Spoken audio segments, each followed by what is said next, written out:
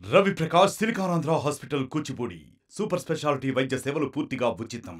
మొట్టమొదటిసారిగా కేంద్రంలో కేవలం 272 స్థానాలకు 273 స్థానాలకు గాను మెజారిటీ రావాలనంటే 240 స్థానాలకి వచ్చి ఆగిపోయింది బీజేపీ.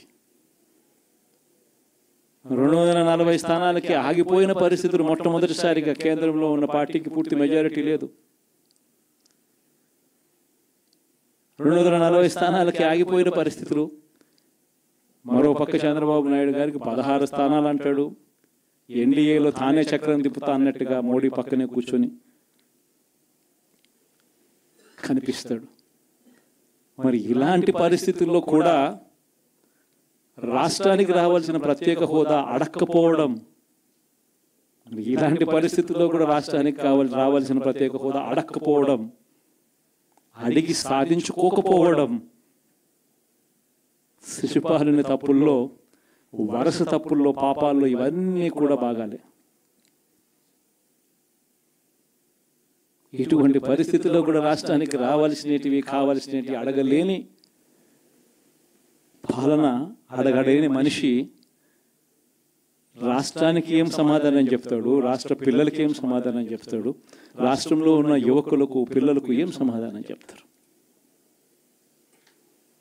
శిశుపాలుని పాపాల్లో ఇవన్నీ కూడా ఇప్పటికే వేగంగా కూడా అందుకుంటా ఉన్నాయి.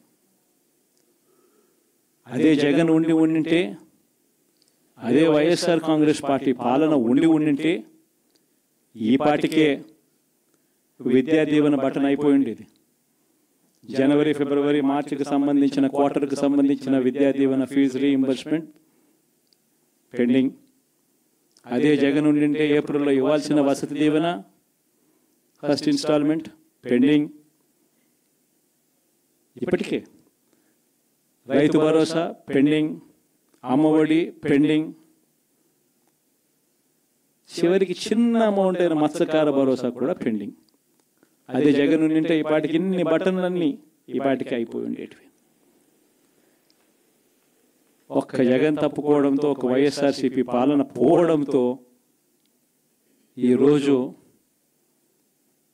అమ్మఒడి బటనింగా రాలా, రైతు భరోసా బటనింగా రాలా, విద్యా దీవెన పెండింగ్, వసతి దీవెన పెండింగ్. ఇప్పటికే ఇక ఇదే అంటుకుంటూ పోతుంది. డిసెంబర్, జనవరి వచ్చే నాటికి ఏమయ్యా ఇవన్నీ మాకు చెప్పావు, 4,12,00,000 మంది ఓటర్ల లిస్టు, ఇందులో సగం మంది ఆడవాళ్ళే, అందరూ 18 సంవత్సరాల పైవారే ఓటర్ లిస్టులో ఉన్నారు అని అంటే, మరి వీరందరికీ 1,500 ప్రతి నెల ఇస్తానన్నాడు. సంవత్సరానికి 18,000.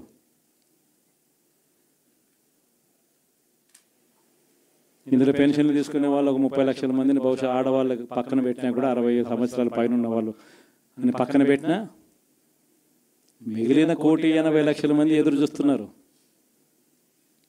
అప్పుడే చంద్రబాబు వచ్చేసాడు, చాలా రోజులు అయిపోయింది, ఇంతవరకు మాకు రావాల్సిన 1,500 నెల నెల ఇస్తానన్న 1,500 ఇంకా రాలేదేమో అని చెప్పి రైతులు ఎదురు చూస్తూ ఉన్నారు. 20,000 పెట్టుబడి సాయంగా ఇస్తానన్నాడు, అది ఏమవుతుందని.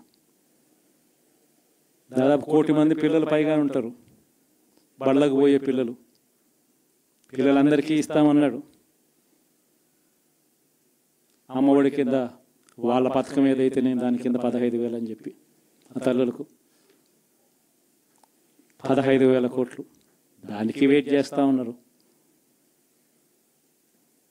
ఇవన్నీ వెయిట్ చేస్తూ ఉన్నారు.